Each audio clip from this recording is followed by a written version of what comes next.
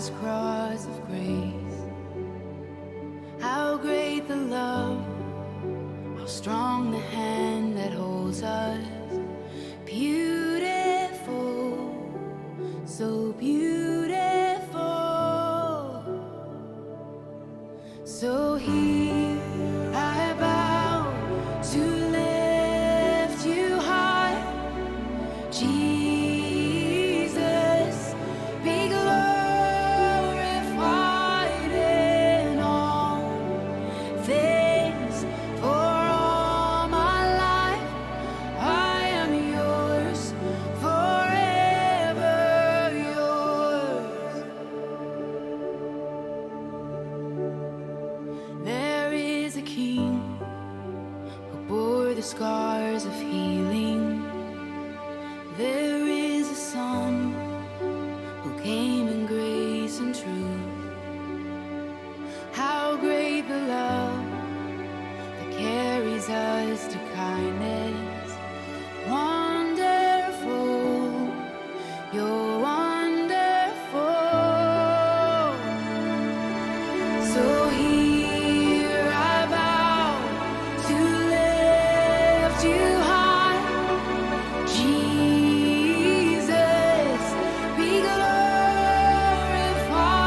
in all things. For all my life I am yours, forever yours.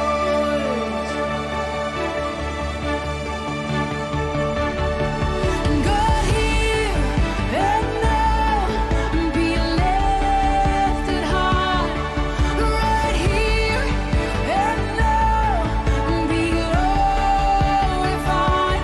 God of heaven and earth, God who brought me back to life, I am yours, forever yours. God, here and now be lifted high. Right here and now be glorified. God of heaven and earth, God who brought me back to life, I am yours, forever yours.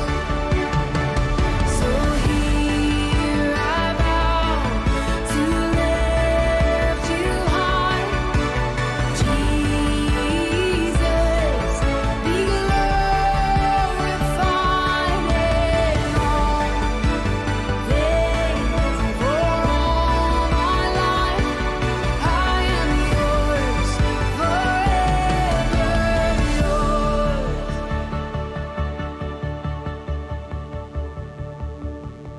So here I bow to lift you high, Jesus, be glorified in all things. And for all my life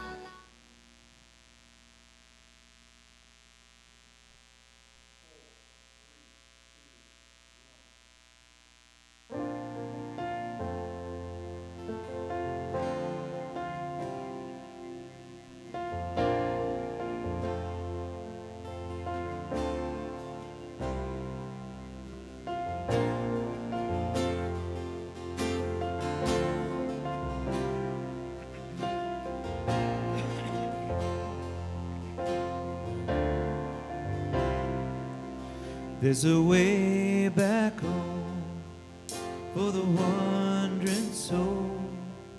There's a peaceful calm for the restless one. If you're so far gone, can't see the shore, just lift your eyes, look to the Lord. 'Cause He's walking on the water, He'll calm your raging sea. No, you don't have to look no farther, He's the hope that you need. If your sails are torn and tattered, and the storm just won't cease,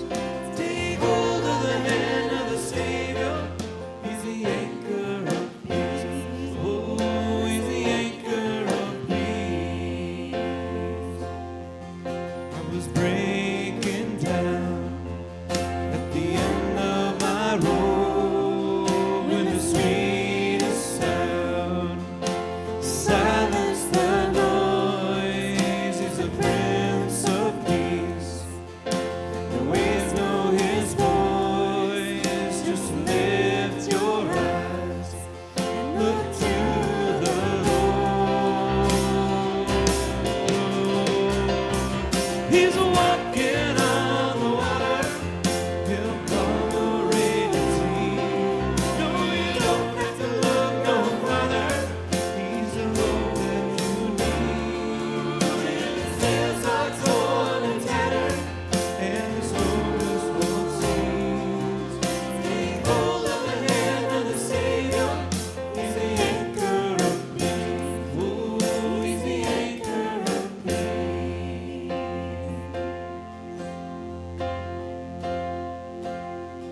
I was far from the peaceful shore,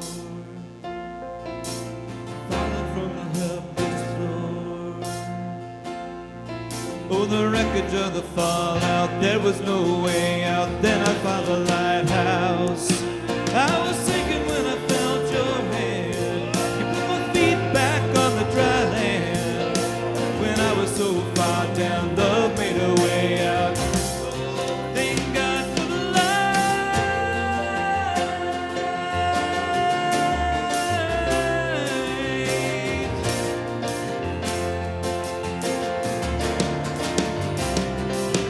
He's walking on the water. He'll calm the raging sea. No, you don't have to look no further. He's the hope that you need. If your sails are torn and tattered, and the storm just won't cease, take hold of the hand of the Savior. He's the anchor of peace. Oh, he's the anchor of peace. He's walking on the water. He'll calm your raging sea. No, you don't have to look no farther. He's the hope that you need. If your sails are torn and tattered, and the storm just won't cease, take hold of the hand of the Savior. He's the anchor of peace. Oh, he's the anchor of peace. Lord, we come to you this morning. We just want to worship you for who you are, that you, through this time of uncertainty that we're all experiencing as a community of believers, as a town, as a state, as a nation, that you are the anchor for us, that we are anchored firmly in you. And that means no matter what goes on in the ups and downs of this time, that you are trustworthy. And we just want to sing worship and praise to you this morning. Just pray as people are getting on this morning that they would not find technical issues, that they'd be able to join us in worship of you and in opening up your word together. Pray this on your name. Amen.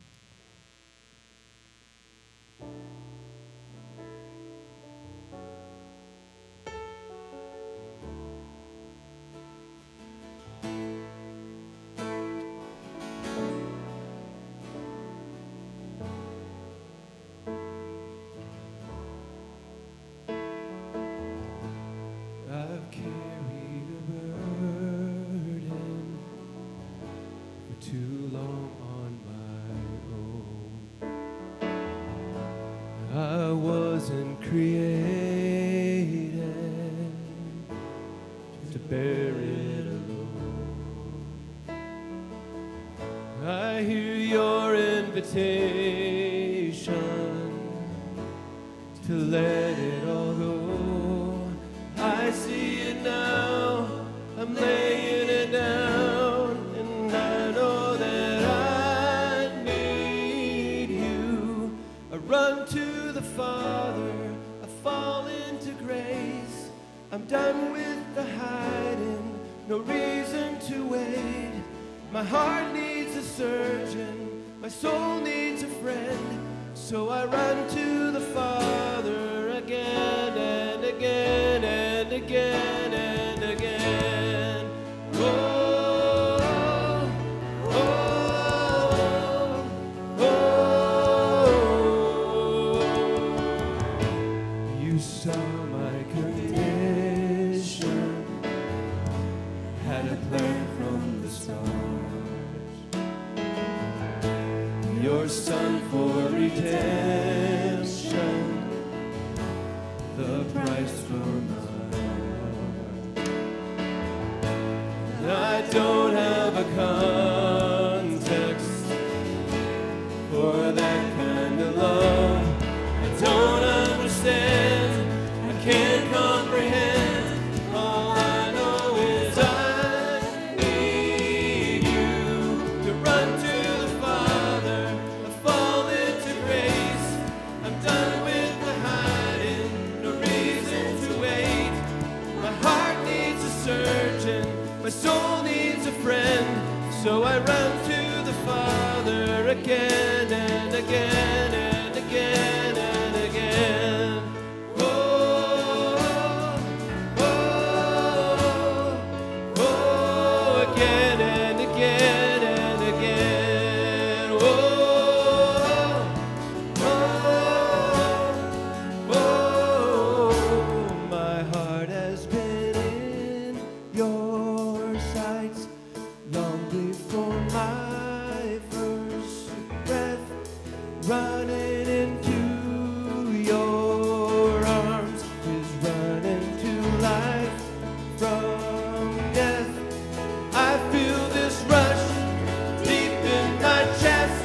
Your mercy is calling out.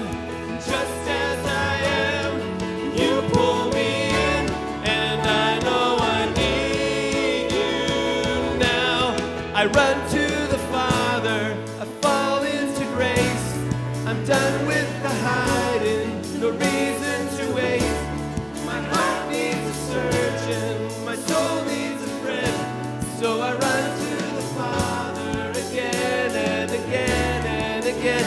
To the Father, I fall into grace. I'm done with the hiding, no reason to wait. My heart found a surgeon, my soul found a friend. So I run to the Father again and again and again and again. Whoa, whoa, whoa, again and again and again. Whoa, whoa, whoa, again and again and again.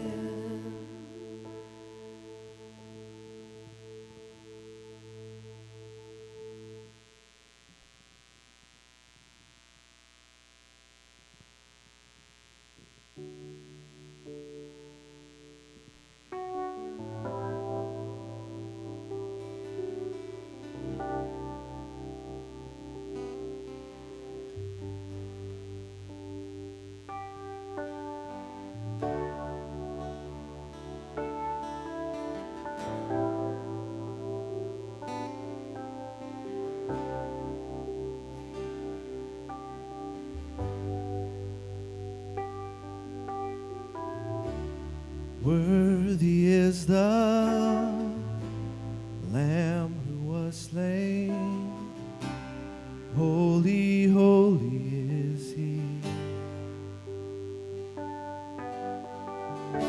Sing a new song to him who sits on heaven's mercy seat.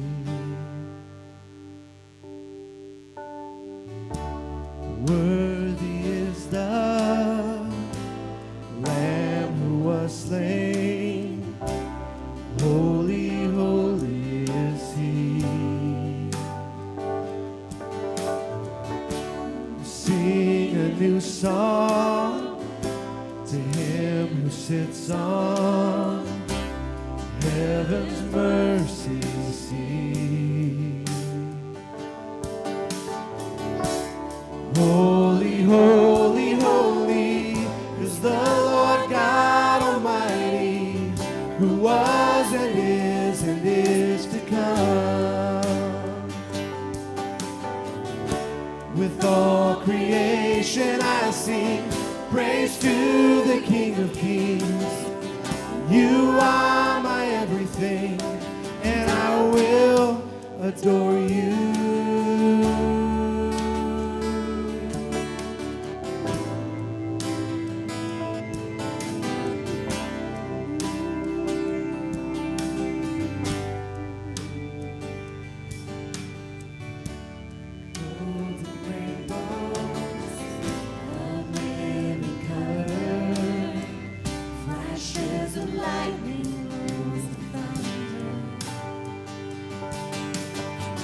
Blessing and honor, strength and glory and power be to you, the only wise King. Holy, holy, holy is the Lord God Almighty, who was and is to come. With all creation I sing praise to the King of Kings. You are my everything, and I will adore you.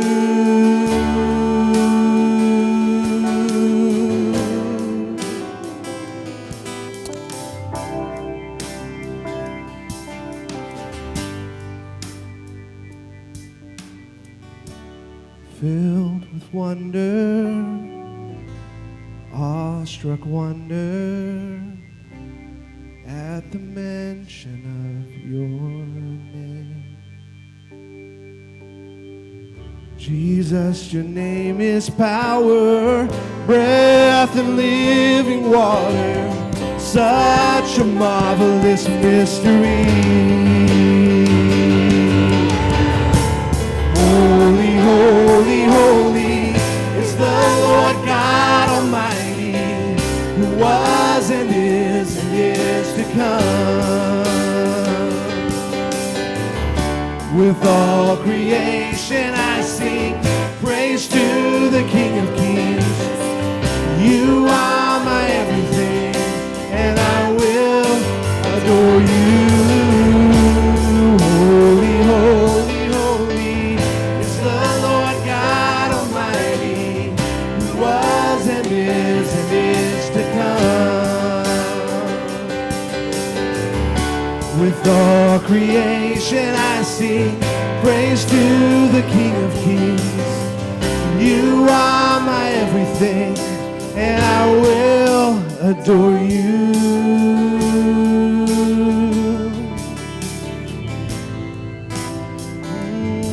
I will adore you.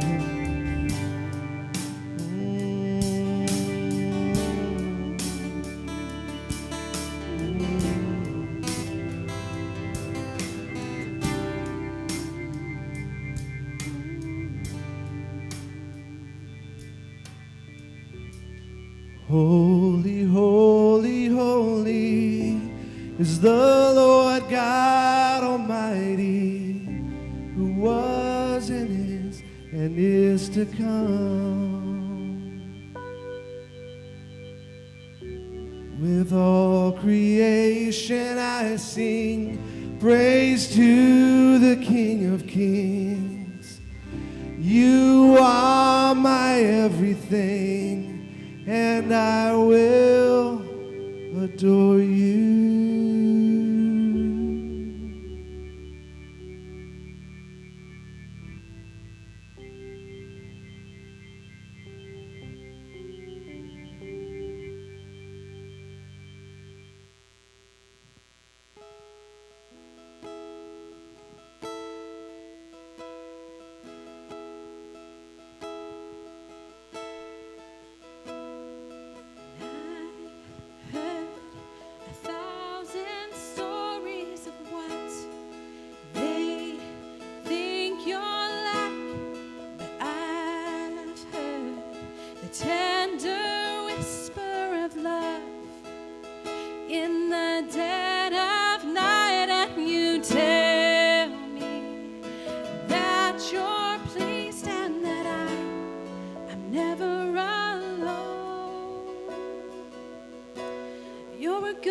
Good Father, it's who you are, it's who you are, it's who you are, and I'm loved by you. It's who I am, it's who I am, it's who I am. And I've seen many searching for far and wide.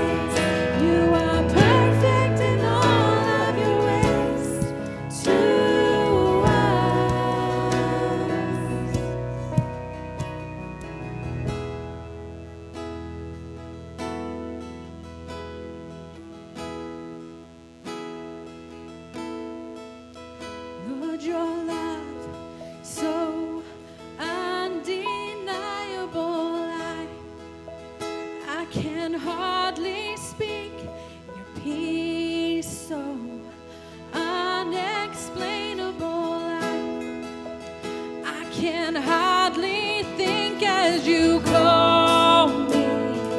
Deeper still as you call me. Deeper still as you call me. Deeper still into love. Your love, love. You're a good, good Father. It's who you are. It's who you are. It's who you are. Love, loved by you. It's who I am. But it's who I am. It's who I am. You're a good, good Father. It's who you are. It's who you are. It's who you are. Love, loved by you. It's who I am. But it's who I am. It's who I am.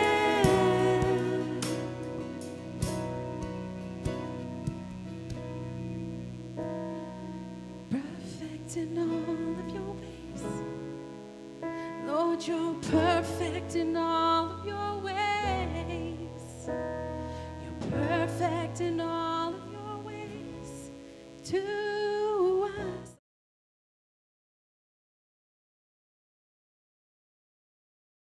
All of your ways. You're perfect in all of your ways. You're perfect in all of your ways to us. Thank you, Lord.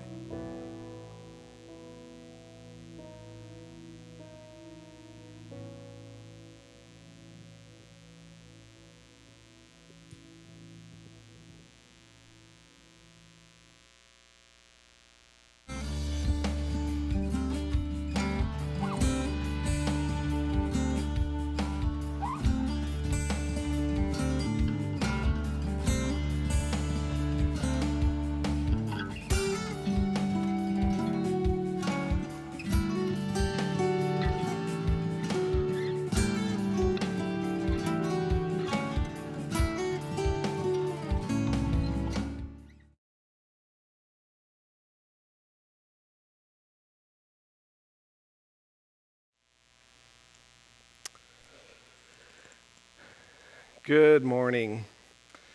Well, I hope you guys have had a worshipful morning so far. I know we have here.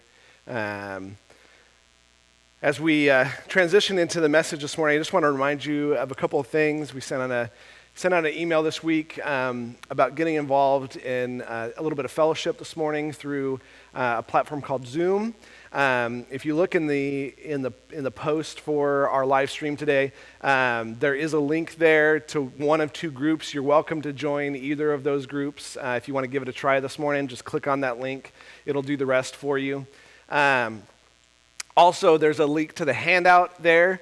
If you haven't already, if you want to download that, if you want to print it off and handwrite it, you just want to download it and be able to look at it as we speak. There is a handout available that you can look at as we go, and I'll be referencing it as we go this morning.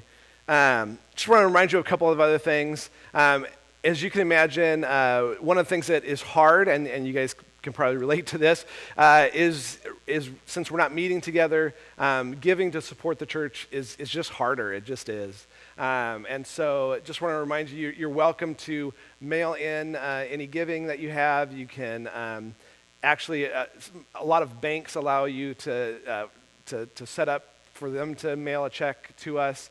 I think the absolute best way is to give online. In fact, just going to gcfrb.com to the website, and there's a giving platform there. If you've done any sort of online shopping ever, it's really that easy, and it is that secure also. So those are just some ways you can do that. Also want to remind you to just keep reaching out. Hopefully this last week you took our challenge and have been reaching out to folks. This time can be a little isolating. Honestly, just doing this is isolating. I feel isolated from you looking into a camera right now. That for us to reach out to each other, to try to just take that challenge of reaching out to at least one person a day, just seeing how they're doing. looking for ways to meet needs in this time, and just continue to do that so that we can just continue to operate as a body together. Let me pray for us, and we'll get into our passage this morning. Lord, we are just so thankful to be able to be together digitally. We'd much rather be together physically, but as we're together digitally this morning, what a great time we live in that we can do this. If this had happened 50 years ago, we would all be in our homes this morning, kind of individually worshiping, but not being able to worship together. So thank you, Lord, for this platform, for advancing technology in our world that we can get to this point where we can be together. Just pray that this morning that your word would speak to us, that your son's life would challenge us and challenge our thinking, challenge the way that we live, challenge the way that we respond to you, and that you would just be glorified in our time this morning. I pray this all in your name. Amen. So we're back in Matthew today. A couple weeks ago, we left off in Matthew. We've been starting to hopscotch. I told you a couple weeks ago that we would be kind of skipping through some sections of Matthew and eventually coming back. I'm really just trying to line it up and prepare us for Easter. And so we've actually fast-forwarded to close to the end of Matthew at this point. We're in Matthew 26. And this is how Matthew 26 starts. It says this. It says, when Jesus had finished all of these words.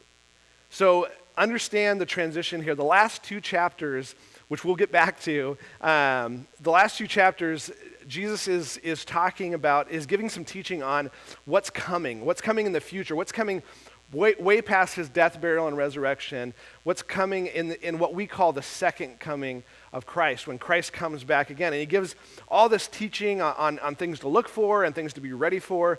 And really his encouragement through that whole section is be ready for his return. Be ready for his second coming. Be faithful until he comes. As we wait for him, be faithful.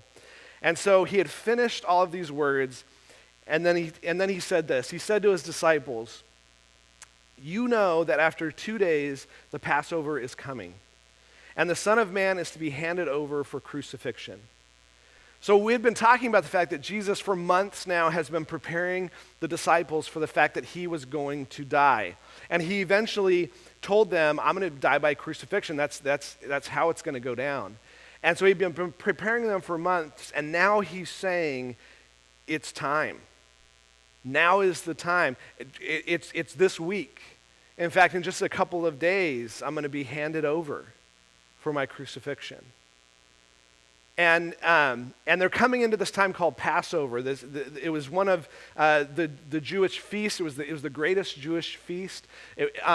Jews from all over the Roman Empire would come into Jerusalem, would flood into Jerusalem for this Passover, which was this celebration of what had happened during the Exodus, that the people of God were removed from slavery and were freed to be their own people. And it was a remembrance of that. And there's all sorts of imagery and little things that they did to remind themselves of this time period. And we'll talk a little bit more about that here in a second. But he's saying Passover is coming, and this is when this crucifixion is going to happen. And now Matthew cuts scenes. It's like you see Jesus talking to his disciples, and now he cuts over to another scene happening probably roughly around the same time. He says this. He says, then the chief priests and the elders of the people were gathered together in the court of the high priest named Caiaphas. And they plotted together to seize Jesus by stealth and kill him. But they were saying, not during the festival, otherwise a riot might occur among the people. So what we see here is we see we have this picture of the chief priests and the elders kind of congregating in secret at Caiaphas's household. And they're plotting together. You can see them kind of figuring out a way. How do we get this Jesus? It's time to take care of him, to kill him. But the problem is, we got this festival coming up, and we have thousands of people flooding into Jerusalem. And if we take him in public, it's probably not going to go well. Because they know just a few days before this, Jesus had come into Jerusalem and they had given him this kingly welcome. And they were afraid of the crowds. The crowds were enamored with Jesus. We saw this throughout his ministry. You had tens of thousands of people following Jesus and trying to find out what he was about. And they were afraid that if they seized him, they might be overthrown, that their power might be taken away from them. And that was absolutely the opposite of what they were trying to do. They were trying to take Jesus out of the picture because they wanted more power for themselves. They saw their control over the people kind of start to float away, and they couldn't have that. So they wanted to take Jesus, but they had to take him in secret. So they had this dilemma going on. Like, how do we do this? We definitely can't do it during the festival. Now, there's a problem with their thinking here. And the problem is they thought they were in control. They were not in control. In fact, I think the reason why Matthew puts these two right next to each other is he's trying to show that Jesus is in complete control of how this is going to go down. In fact, his Father is in complete control of how this is going to go down. But Jesus knows the plan. He knows how it's going to go. And even though these guys are saying, no, not during the Passover, that's actually exactly when God had appointed it to happen. Because God wanted to make the connection between what had happened during the Passover and what is being truly fulfilled in Jesus. And so God's going to make some things happen to actually accelerate their timeline. So the first point, if you're filling out the handout, the first point is going to be this. The religious authorities secretly prepare for Jesus' execution. The religious authorities secretly prepare for Jesus' execution.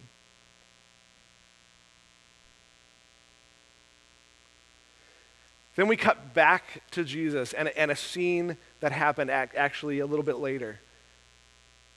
It says this. It says, now when Jesus was in Bethany at the home of Simon the leper, a woman came to him with an alabaster vial of very costly perfume, and she poured it on his head as he reclined at the table. So now Jesus is in this town called Bethany, and he's at this guy's home, and they call this guy Simon the leper. Now we got to hold on just a second, because lepers in the first century were not allowed to host meals in their household. This was a banquet. They were not allowed to host banquets in their household for obvious reasons, right? This would be like someone who's got coronavirus, COVID-19, and going, hey, everybody, come over to my house for dinner. Like that, you don't do that, right? Because you don't want to spread what you have. Lepers didn't want to spread what they had, so they were not allowed to give these kind of meals. So probably, and this is a little bit of conjecture because we don't know, it's not clear here, we don't know who this guy is, this Simon the leper. But the fact that they call him Simon the leper and he was hosting a meal probably means that this was a man that Jesus had healed from leprosy. That he was a leper at one point, but Jesus had healed this man. So they're in this home, visiting together, eating together, and a woman comes. Now we know from the other accounts of the Gospels, this is Mary who comes here.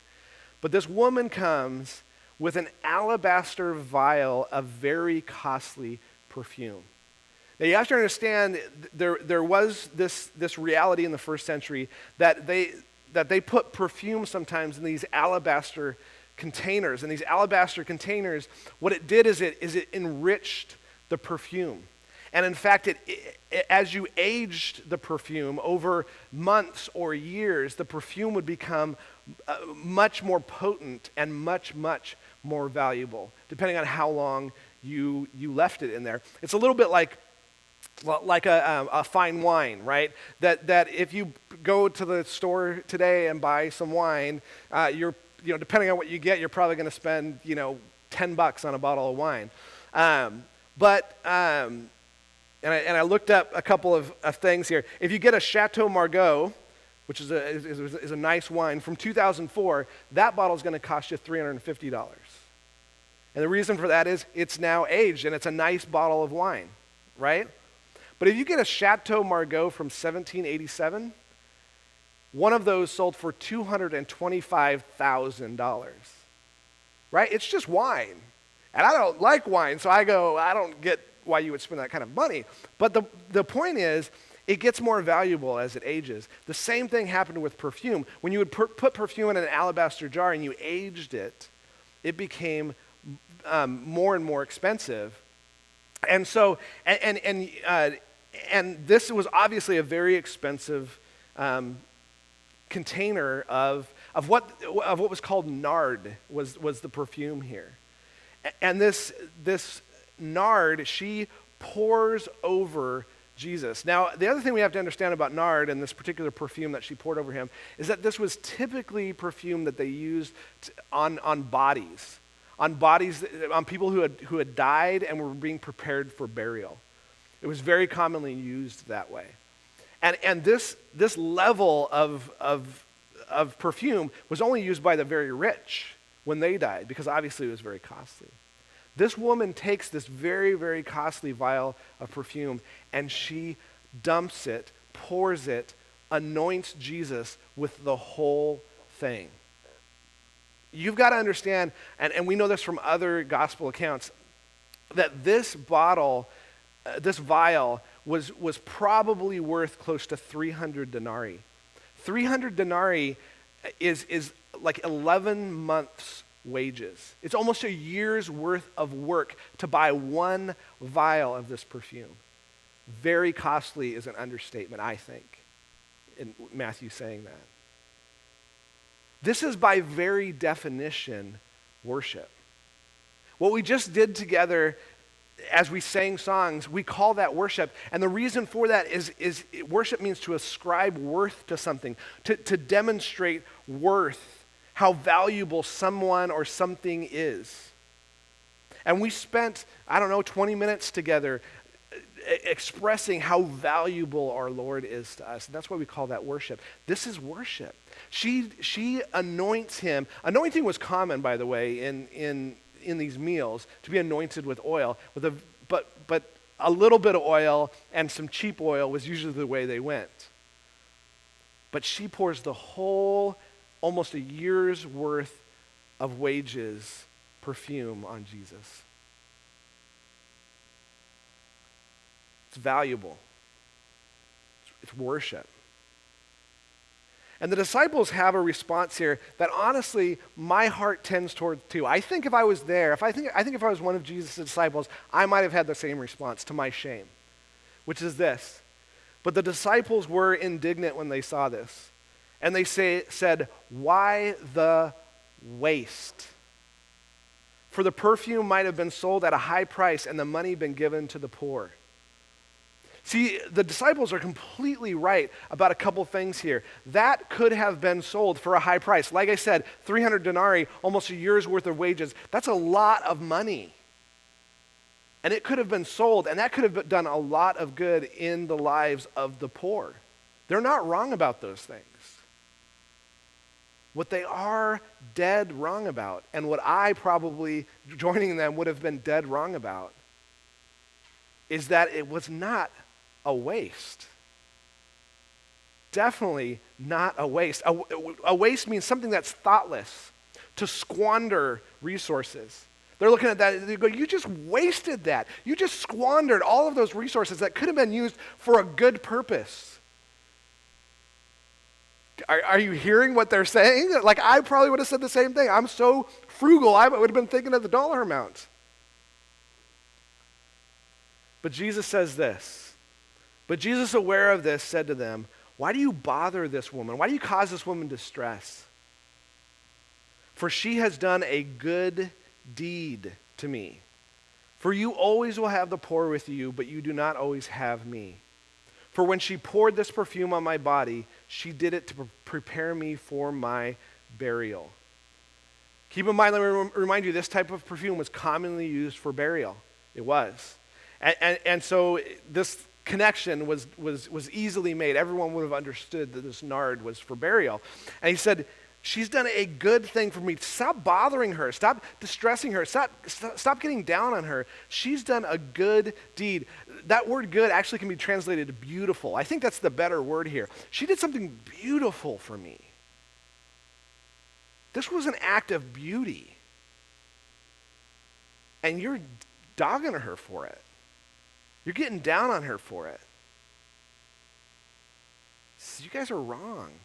Don't you remember, I just told you that I'm going to die. I'm dying very, very soon. And I'm not going to be with you anymore.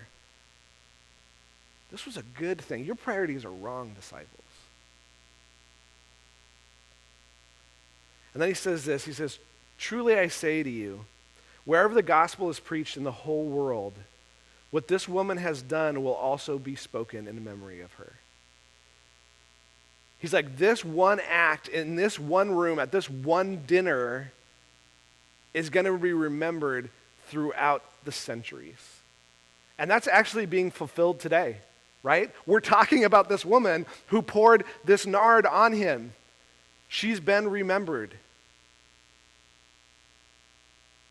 The point on the handout, if you're filling that out, is a woman spends a fortune to prepare Jesus for his burial. A woman spends a fortune to prepare Jesus for his burial. Jesus is getting prepared for what is to come.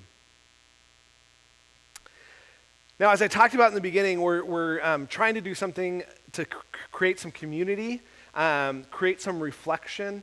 And so if you're in one of these Zoom groups this morning, I'm about to put up a question up here. That's for your Zoom group to talk about. If you're at home and you're not a part of a Zoom group, but you're with your family, either one other person or maybe 4 or 5 other people, my encouragement is for you guys to talk about this question, to answer this question with each other.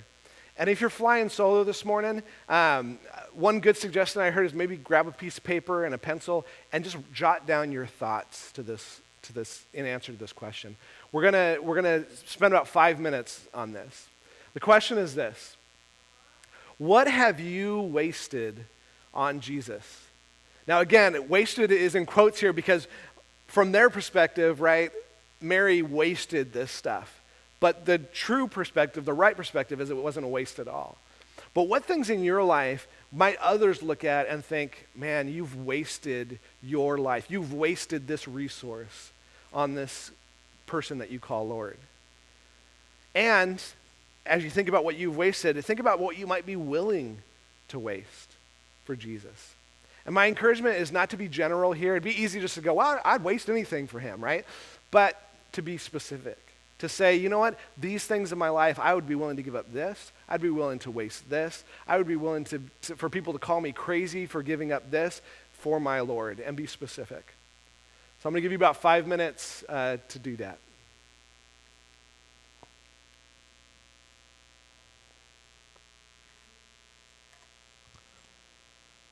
Yeah, clear that queue.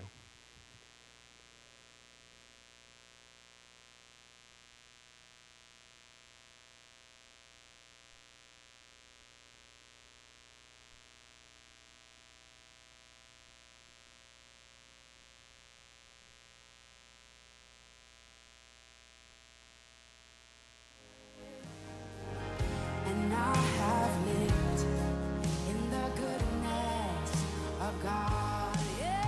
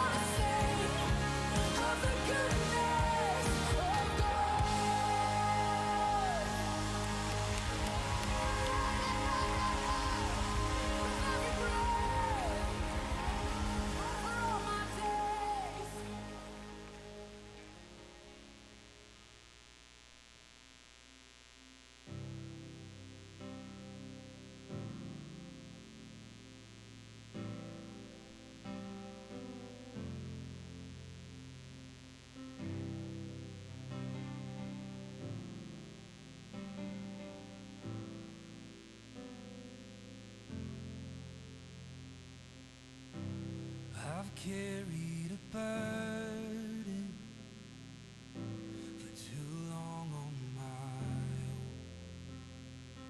own. I wasn't created to bear it alone. I hear your invitation to let it all go. Yeah, I see it now. I'm laying it down, and I know that I need you. I run to the Father, I fall into grace. I'm done with the hiding, no reason to wait. My heart needs a surgeon, my soul needs a friend. So I run to the Father again and again and again and again. Oh, oh, oh. You saw my condition.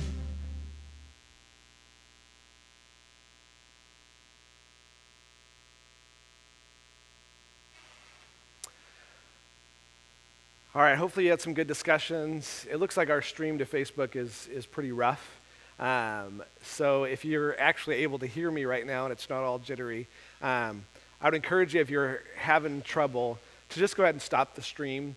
We'll have the message up by 1 o'clock on YouTube. It'll be crystal clear, high definition on YouTube. So I encourage you maybe to go that direction. But let's keep going.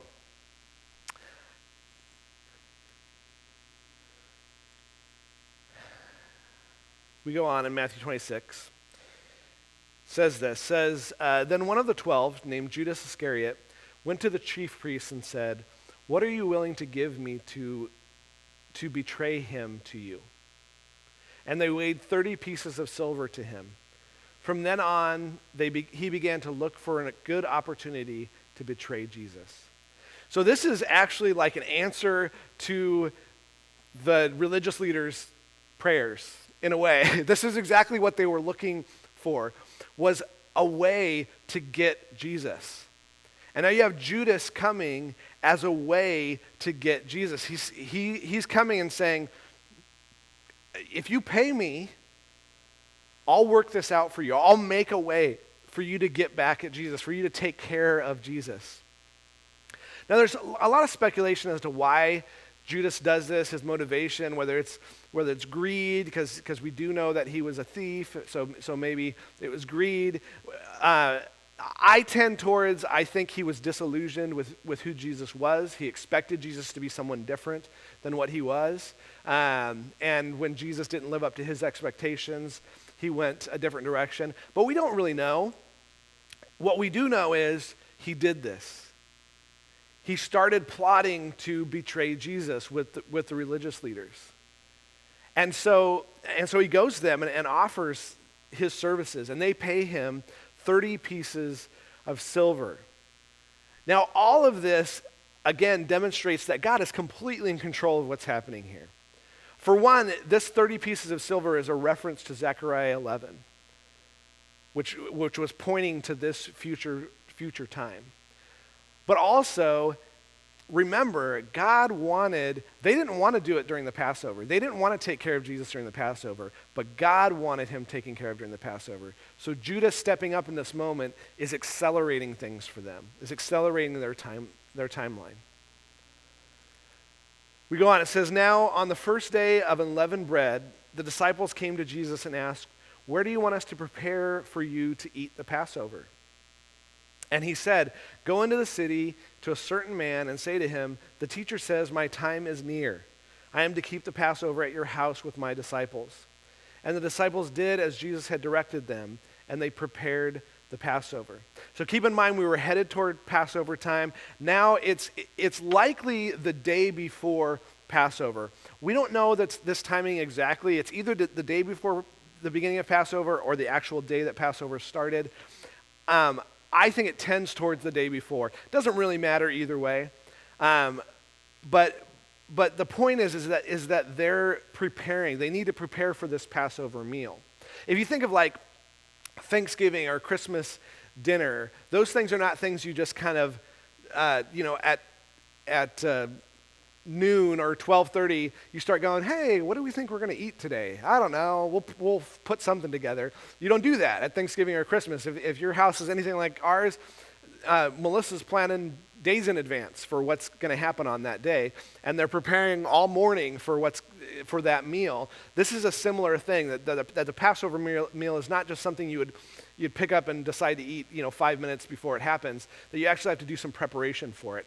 And so these disciples were preparing for the Passover, and they're asking, how are we going to do this? Where are we going to do this? Well, Jesus had already set up for them to have this upstairs room where they could have this meal. And so he sends them into town to set this up, to go to this certain man that Jesus had arranged with to go up and have this meal. And at this meal, they really would have walked through a number of things. So they're preparing for these. There's really 6 things that are part of the Passover meal. And they're all remembrances, things to help you remember what happened at the Exodus. And they took these common everyday things that the people would have had around them all the time, and they made them significant on the Passover because they helped them remember what God had done there with their Exodus. And so they would eat lamb, and lamb was a remembrance of the blood that they put on the doorpost and the lintel to allow for the angel of death to pass over their house and not have their firstborn child die. So that was a remembrance of that occasion, of what happened. Remember, this is hundreds of years later. They're trying to remember what occurred back then. And so for each generation, they would do the Passover every year to remember God's faithfulness there. And so this was one way to remember that. Remember that blood.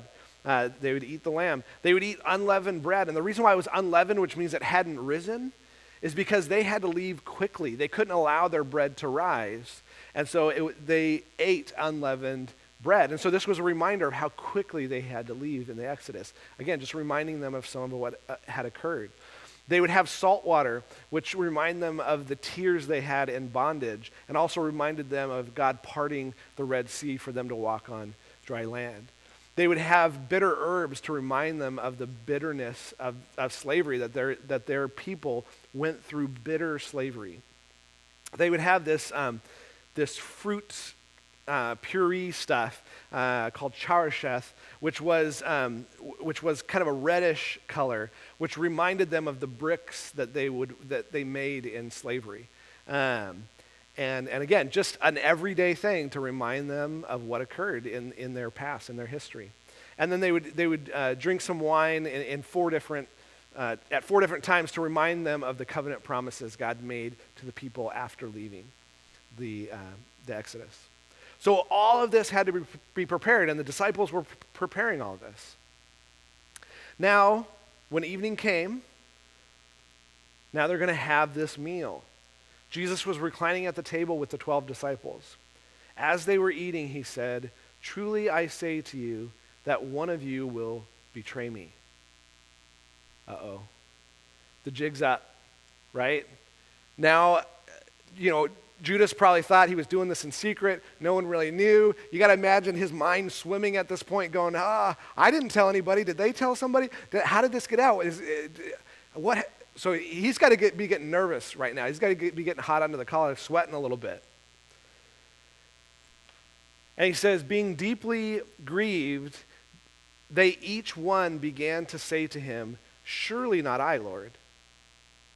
And he answered, "He who dipped his hand with me in this bowl is the one who will betray me." This just again is one of you guys, because how this meal worked is they had these common bowls that would be passed around. Like you'd have unleavened bread in a bowl and it'd be passed around and people would take the unleavened bread out, right? It was kind of like family style.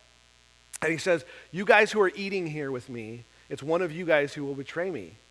And you can imagine they're going through, surely not I. No, no, not me. Ah, yeah, Peter. No, surely not I, Lord. And then John, oh, surely not I. They're going individually like through this thing, like probably pulling Jesus aside. You're not talking about me, right? Right, Jesus? Like, surely not me.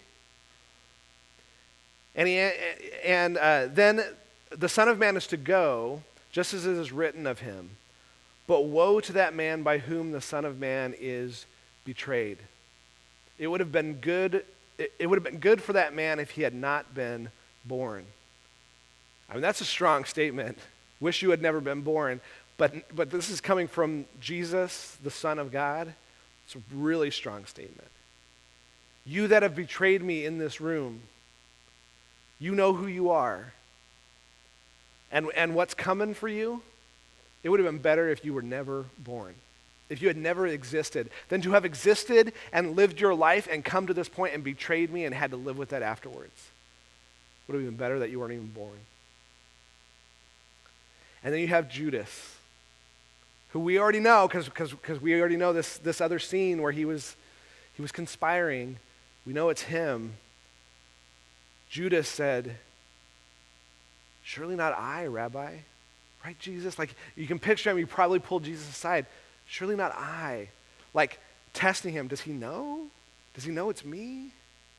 Now, some people make something out of the fact that the others call him Lord and Judas calls him Rabbi. Maybe. Maybe it indicates something in his heart, some sort of Freudian slip or something that he calls him Rabbi instead of Lord because he's not considering him his Lord at this point. I don't know. I think it's a little bit of a stretch.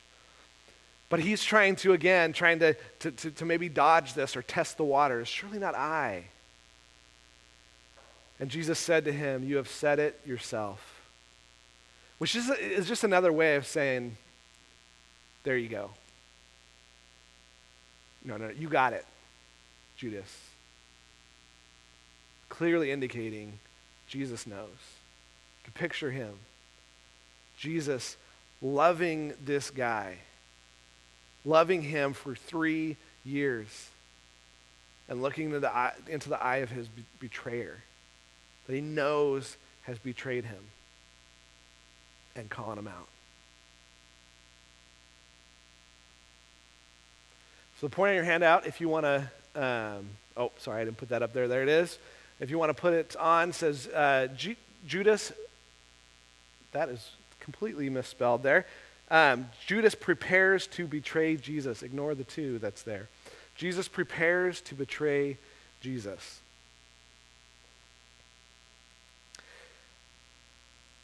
Now the night goes on. They're still eating dinner together. It says this, while they were eating, Jesus took some bread. And after blessing it, he broke it and gave it to the disciples and said, take, eat, this is my body. So he's got some bread. Again, these are common elements, and these are common elements of the Passover. They were common meal elements. They would have had many, many meals that had these same sort of things in them. Bread was very, very common for them to eat. Wine was very, very common for them to drink. Most meals would have had one or both of these items in the meal. So it was a very, very common thing. But he takes this bread.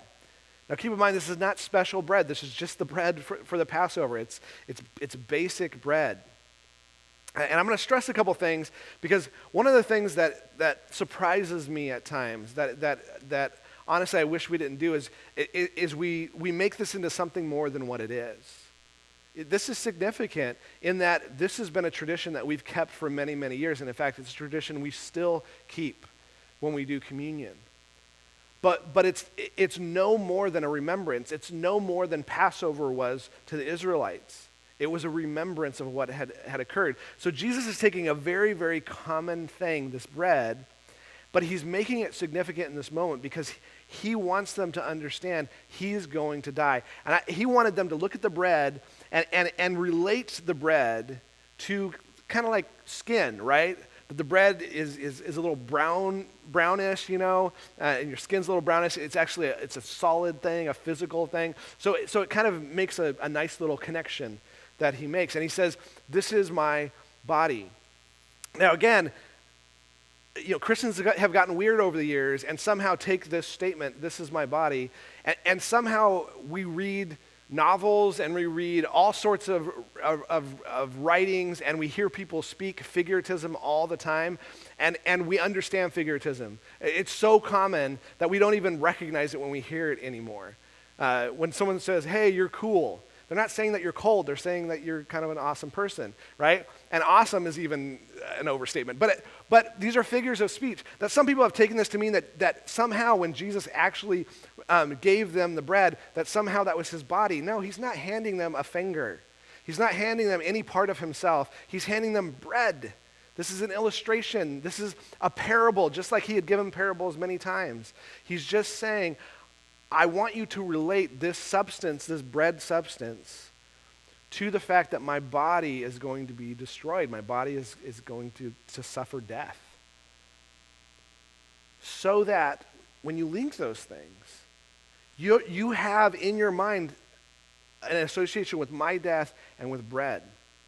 Now keep in mind, I do think the tradition that we've kept over the years is good. The early church had this tradition too. I'm not saying anything against that tradition of communion. But I actually think Jesus was asking for more than communion here. What he was trying to get us to do is every time we look at a piece of bread, we should think about his death. He was wanting his disciples, as they moved on in their lives and as they had many, many thousands of more meals with bread in it, that they would be picking up bread and at times they wouldn't think anything of it, and at times they would pick up bread and they would remember their Lord and go, oh my gosh. They would be tearing bread and they'd go, and they would remember Jesus' sacrifice in that moment. That's what I think he's trying to get them to do. And then he goes on and he says, and when they had taken the cup and given thanks, he gave it to them, saying, drink from it, all of you. For this is my blood of the covenant, which is poured out for many for the forgiveness of sins. Again, he's using figuratism there. The wine did not become blood. They weren't drinking blood. That's not what was occurring here. They were drinking wine. But if you can imagine that wine is this reddish, purplish liquid, right? It would have been weird if he handed out the bread and said, this is my blood shed for you. Like in our minds, we don't make that connection, right? But you take a purplish, reddish liquid that is common, and he was going, this is like my blood. And in fact, as you drink wine, which by the way, they drank wine all the time. This was the most common drink that they had. He wanted them to remember his death. Again, there would be many times where they might be drinking wine and not be thinking about it, but he wanted them at times to pick up that cup and go, oh my gosh, I remember now. I'm reminded of the sacrifice of my Lord. Thank you, Lord. Thank you for giving your life. That's what he's setting up here for them. That's what he's setting up for their disciples. And it's recorded here, I think, for us to maybe have the same response. That maybe we would remember his death and his burial and his resurrection every time we go to communion, that we remember how he suffered and died for us. But maybe when you're drinking that grape juice at dinner on Tuesday night, just because that's what you're having with your meal, or some sort of red Kool-Aid, that maybe you would stop for a second and remember what Jesus had done. That you're picking up a piece of French bread that has some butter on it and you're tearing it apart, and that it would just dawn on you. It would just remind you of what Jesus had done. He finishes off by saying this, but I say to you, I will not drink of this fruit of the vine from now until the day when I drink it new with you in my Father's kingdom. He's saying, basically, this is my last meal. It's my final meal together with you guys before I go and suffer and die. So if you're filling out the handout, you can fill this in, or you can just see the point here. It says, Jesus uses familiar items as a way to remember his sacrifice. Jesus uses familiar items as a way to remember his sacrifice.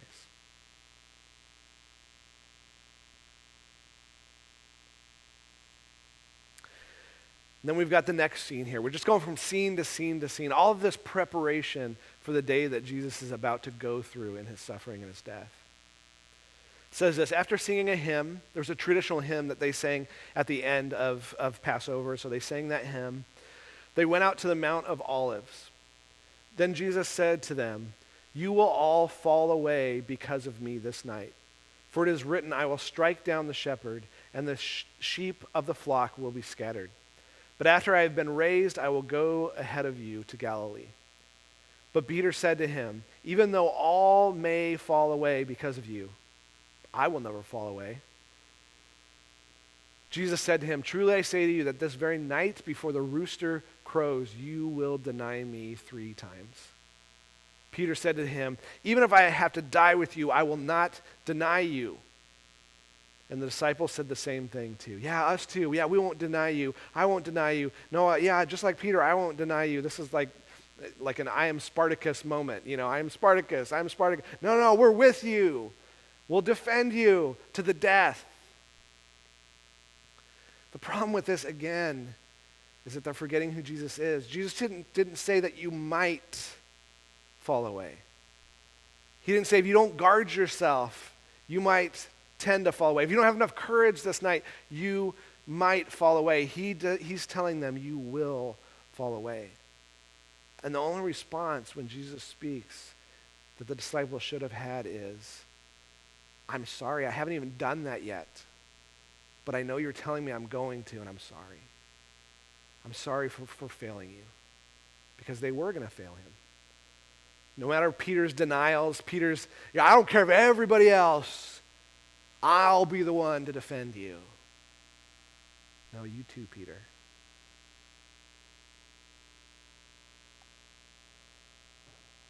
So Jesus then came with them to a place called Gethsemane and said to his disciples, "Sit here while I go over there and pray."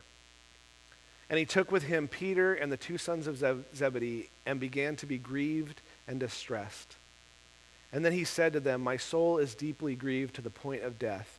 Remain here and keep watch with me."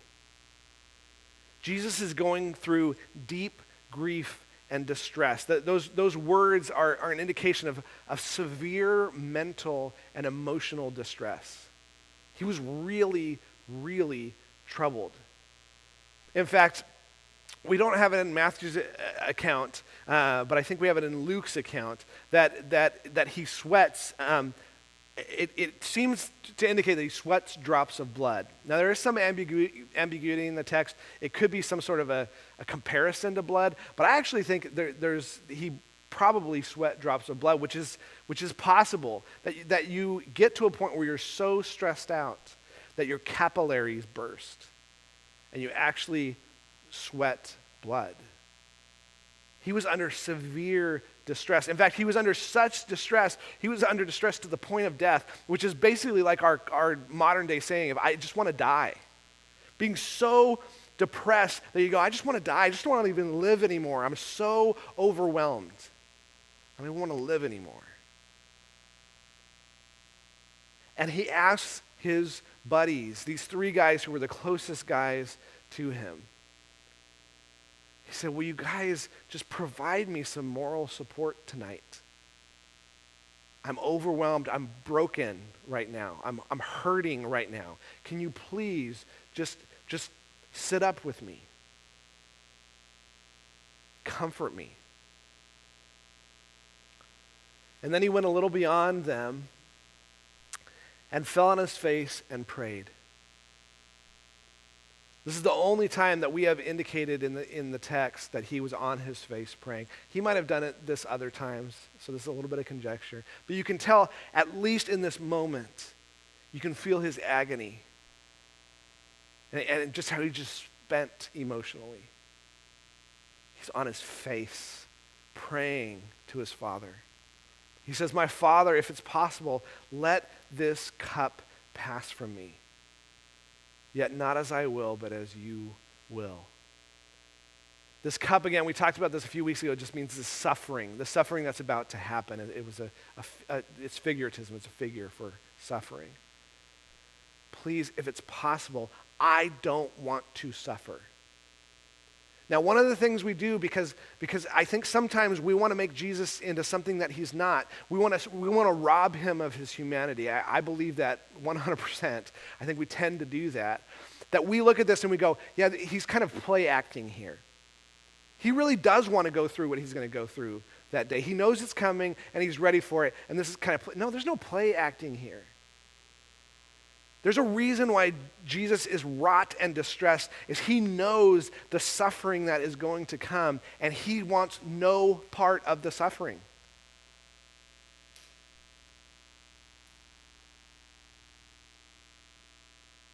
And it's not because he's a masochist. And it's not because he's some sort of Superman, and that suffering really didn't affect him. You know, he's just a man of steel. Like it looked like it affected him, but it didn't. No. People throughout church history have tried to suggest that. No. He suffered. He was going to suffer. And he did not want to have to experience that. So he says, if there's any other way, but... And here's the key. Here's the key that we can relate to this man. He was relatable. He was a human just like we are human. We suffer. We go through moments of just difficulty, really, really difficult things. But the model here for us when we're suffering is to suffer as he suffered, to go through this emotional distress as he went through this emotional distress, which he said, I don't want to go through this, but yet... not as I will, but as you will. My life is not about me, he's saying.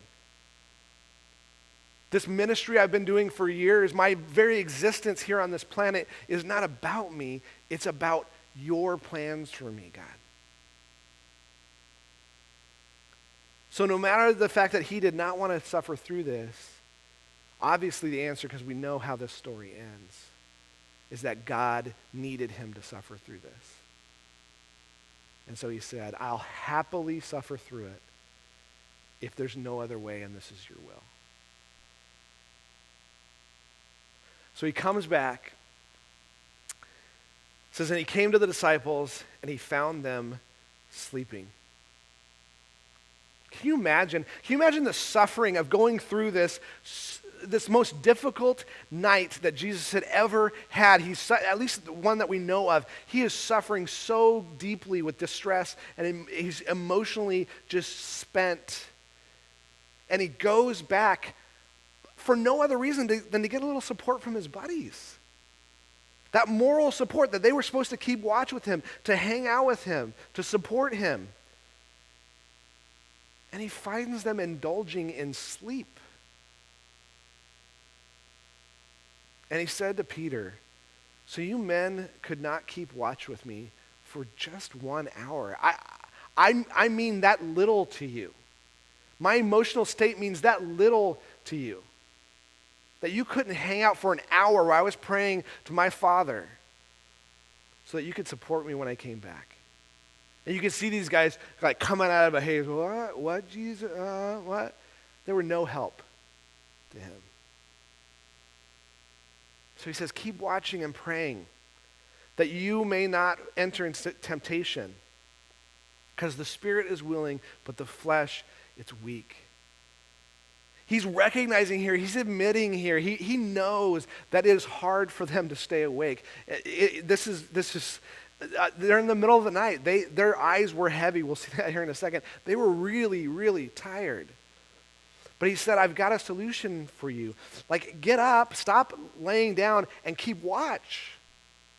And be praying. Ask God for help to get you through this physical weakness that you have. Which, by the way, is a good suggestion for us. Like, I don't know about you, but I really relate to this idea of the spirit being willing and the flesh is weak. There are so many times when I want to see certain things happen in my life, when I want to love people in certain ways, when I want to do things that I know God has called me to, but in my flesh, I fail in those things. I can totally relate to this, but he says the answer to that is get up on your feet, keep watch, and be praying. Ask God for help with your weak flesh, boys. And he went away a second time and prayed, saying, "My Father, if this cannot pass away unless I drink it, your will be done." Again, he's saying a similar thing here. He's going, if there's no other way, that your will be done. I want your will above all other things. I'm always going to be subject to what you want over what I want. And he goes back and he came and found them sleeping. These are those who said, "We'll go to the ends of the earth for you. We won't fail you, Jesus." They're failing a second time. They're no help to him. For their eyes were heavy, it says. They were tired. Granted, they were tired. But they were of no help to Jesus. And he left them again and went away and prayed a third time, saying the same thing once more. He's saying the same thing. Your will be done. Your will be done, Lord. I don't want to do this. I don't want to suffer through this, but your will be done. Then he came to the disciples and said to them, "Are you still sleeping and resting?" Again, he goes back and they're snoring again. He just wants some support. And they just utterly failed him. They might as well not even come, because they probably added to his distress as they were disappointed, as he was disappointed with their response to him, with their lack of support for him. They were useless in this moment. He says, behold, the hour is at hand, and the Son of Man is being betrayed into the hands of sinners. Get up, let us be going. Behold, the one who betrays me is at hand. So not only are his disciples complete and utter failures in this moment. It's not that they wanted to be failures. I think they wanted to support Jesus. They did. But regardless of that, they did fail him. That's what they did. Not only that, but now he is walking down from the hill knowing his betrayer is about to betray him. That these guys who wanted to support him but failed at it just failed him. And now one of his guys is willfully betraying him. Point on your handout if you want to fill it in, is Jesus submits to the will of God despite his human frailty. The disciples failed to submit to the will of Jesus because of theirs. We see human frailty here on both sides. It's just Jesus was a success because he submitted to the will of the Father, and his disciples failed. And I just want to end here with a question for, again, if you're in one of those Zoom groups and you have the opportunity to discuss this question, or you're at home with your family and have an opportunity to discuss this question with them, or you're flying solo and want to write down your thoughts on this, I just want to end with a question. And the question is this: in what ways have you failed Jesus in your life? I don't know about you, but I don't like thinking about this, but I think it's a worthwhile thing for us to process through a little bit. In what ways have you failed Jesus in your life? Either willfully or because your flesh is weak. How have you failed him? And what do you imagine his response being to your failures? How do you think as he looks at these failures throughout your life, how do you think he's responding to those things? If he was sitting with you and you were rehearsing your failures, what do you think his words would be to you? So we're going to end with that question. We'll leave the stream on for a few minutes and then close it out. And hopefully we'll see you next week, hopefully with less technical issues. Let me pray for us. Lord, just thank you for this time together. Pray that our discussions would be fruitful, that the truth we see in these passages as we look at who your Son is would be fruitful in our lives, that we would walk away from our time together as different people. Pray this all in your name. Amen.